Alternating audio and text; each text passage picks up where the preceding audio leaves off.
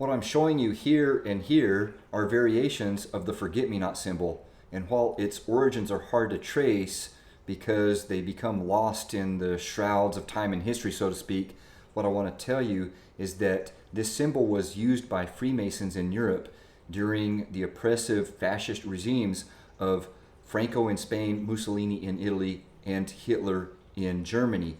Interestingly enough, the rise of Mussolini in Italy and Hitler in Germany was actually partially facilitated by Freemasons. And then once those guys got into power, they crushed the order. They outlawed Freemasonry. And say, for example, in Italy, Freemasons were exiled onto the Lipari Islands north of Sicily.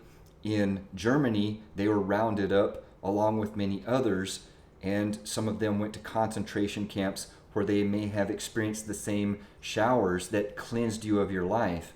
So while I don't want us to forget the monstrosity of almost 6 million Jews perishing during the Holocaust, what I want to point out is that there were a number of other groups that these fascists targeted, to include homosexuals and lesbians, intellectuals and freethinkers, Freemasons, the homeless and the unemployed, and in some cases, people with various mental and physical disabilities. Many of these people were rounded up.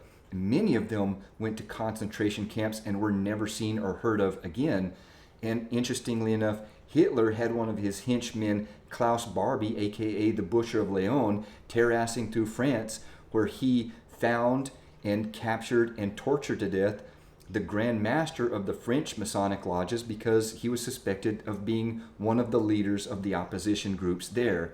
Now, this female French Freemason was able to testify against Klaus Barbie once he was captured, but his escape from justice for his war crimes was actually facilitated by the United States Army's Counterintelligence Command, and he was on the lam for 33 years.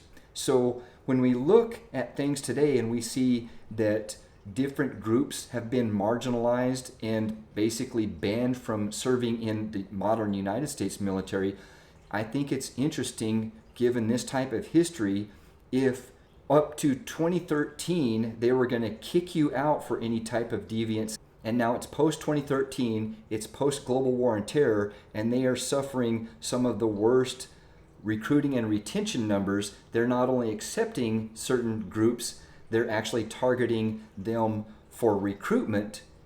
And I'm skeptical. I don't buy it. Forget me not.